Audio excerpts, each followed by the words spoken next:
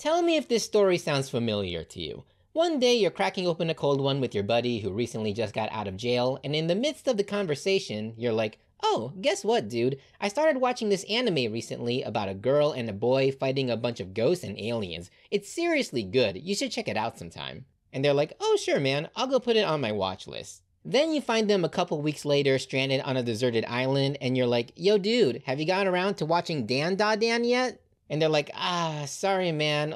I've been meaning to get to it, but I've just been kind of busy these days. And you're like, oh, okay. See you around then.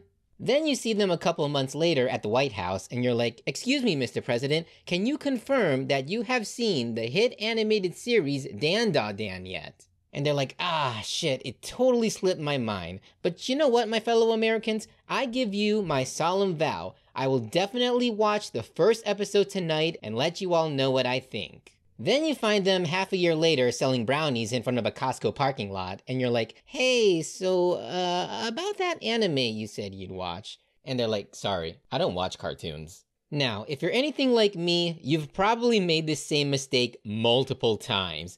You find this really cool series streaming on Crunchyroll, and your stupid ass decides to go message your buddy and write paragraph after paragraph about why Dandadan is the best anime that ever lived, fully expecting them to start watching the series and become an instant fan that you can share your theories with, but they just never ever get to it. Recommendations that end up on the cutting room floor are one of the most common tragedies that befall upon the anime community. And really, you don't have anyone to blame but yourself for when this happens. You went at them a little too hard, you didn't catch them at a good time, you made your pitch by highlighting why the show is great for you, but not necessarily for them. Rookie mistakes all around. But what if I told you it didn't have to be that way? What if I told you that there is a way to drastically increase the success rate of your anime recommendations? That perhaps someday you and your friends could co-author a 15,000 word smutfic about your favorite obscure characters lathering themselves in hot honey. The dream is not dead, my friends. It is very much alive, and all you need is to use the correct technique.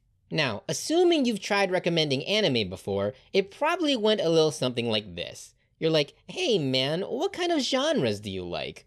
And they're like, oh, well, I'm kinda into magical girl series at the moment. I recently rewatched Sailor Moon, and it brought back some really fond memories I had from back when I was a kid. Oh, well, in that case, I definitely recommend that you start watching Gushing Over Magical Girls. It's a wholesome, fun for the whole family series that I'm sure you're going to enjoy. Gee, thanks. I'll go watch it later with my mom. I'm sure she'll love it. Now, as you can see, you led off by asking about their current interests or the genre that they like, which is always a good place to start. But if you toss out a good anime rec and they still aren't biting, then in my experience, you failed because you're dealing with a very common misconception that plagues the modern anime fan. That being, you assumed that just because your friend likes romance anime, they're going to like the exact same romance anime that you do. If they're like, yo, I like Fruits Basket, and you go, cool, I recommend watching My Little Elf Sister started an OnlyFans in a fantasy world and I secretly started buying her feet pics. I'm willing to bet that most of the time, they aren't gonna like it. Obviously, you can substitute the word romance with sci-fi, fantasy, slice of life, what have you, but the general principle remains the same. Anime series, even the ones in the same genre, are not cut from the same cloth. As much as we shit on people that only watch battle shonens and don't give credence to art house shoujo anime like Cory in the House, those demographics exist for a reason. Hate it or not, it's a proven shorthand method for filtering through an excess of content and consuming the shows we want. At least, I think so. So, in short, start there. Ask your buddy what kind of demographic they're receptive to and work your way down the ladder of genres, art styles, and kawaii desus per minute. Eventually, you'll be able to find a series so damn satisfying to their palate, they'll be jacking off to untranslated doujins in no time. Of course, this is all well and good if your buddy is already an anime fan and is already familiar with the game. But what if you're friends with someone who has never watched anime, never watched Pokemon growing up, doesn't know what Naruto is, and still calls anime those cartoons made in China? How can you possibly convince someone like that to give your favorite anime the good old 3-episode try? Well, my friends, assuming that the show you're recommending isn't complete and total dogshit, the best course of action is to use the most reliable weapon in your anime tool belt: aka the hook. Every single anime has one of these. A singular element that is specifically designed to get you interested in the show, regardless of its actual quality. For some shows, it's the sakuga, copious amounts of high-fidelity action scenes fluid enough to make a grown man cry and a key animator give up on life. Whether or not the story is coherent or not, who cares? It looks pretty, and that's all that matters. For other shows, it's seasonal waifu number 412. A popular high school girl with overripe titties who the faceless background characters can't stop gawking at. These girls don't have much of a shelf life, admittedly, but honestly, that's of very little consequence to the teenage boys and grown-ass men who ultimately watch the show. And other times, it's a story about a very specific niche that only 10 people in the entire world will ever care about. A school battle featuring World War II era tanks? We got an anime for it. Flesh-eating zombies trying to become pop stars? We got one for that too. Personifications about the inner workings of the human body? So what if Osmosis Jones already did it? If it's Japanese, it's automatically better.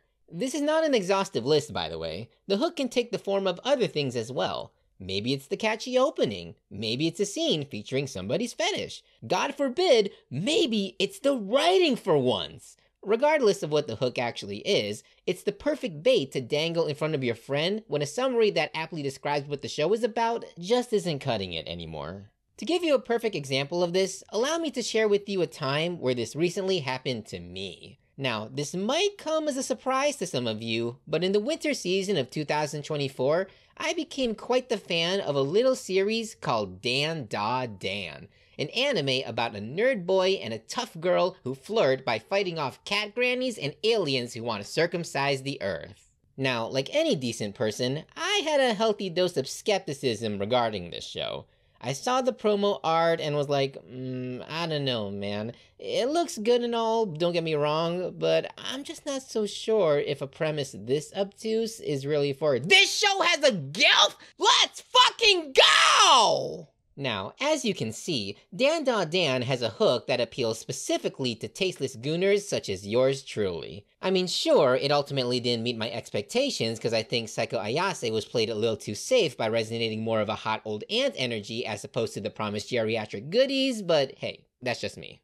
What matters is that in a case where I could have gone either way in the crossroads between not watching or watching, it was only when they lured me in with the hottest 80-year-old in all of fiction did I actually take the bait. And keep in mind, Dandadan is loaded with hooks for those who aren't into the whole gilf thing. For the music lovers, maybe it's the moment they blasted a rendition of the William Tell Overture. For the rom-com lovers, maybe it's an out-of-context clip on Twitter in which Momo gives a girl a brain hemorrhage for playing around with her man. And for the tragedy sluts, it's episode 10. Bottom line, your friend isn't necessarily going to plunge into an anime for the same reasons that you do, so you gotta get crafty with it. Figure out the elements that usually attract them to the media that they watch, and use that as the basis for your pitch. If your friend likes stories about creatures that are ontologically evil, then recommend them Frieren Beyond Journey's End. If they're a bigot who thinks subtextual yaoi is somehow hotter than real yaoi, then have them watch Durarara. And if they're the kind of person who has a thing for deadpan women in office attire who will accidentally throw insults in your face and then apologize for doing so, then please shoot me an email with your recommendation and I will make sure your friend gets it. Now, of course, there's no guarantee that your friend will end up liking the series. Hell, they may not even make it past episode 1 for all it's worth. And you know what? Who the fuck cares? I mean, so long as they're not gonna go online and make video essays on why a TV show is objectively terrible because they personally didn't like it, you really don't have anything to worry about. At the end of the day, if the foundation for your friendship can be broken on whether or not you agree that Jujutsu Kaisen is just kind of an okay show, then frankly, your friendship probably doesn't run that deep to begin with. So long as you acted in good faith and recommended a series that you genuinely believe they would come to enjoy, then I see no case where an attempt made by your friend could possibly result in a regrettable experience. Okay, almost no case.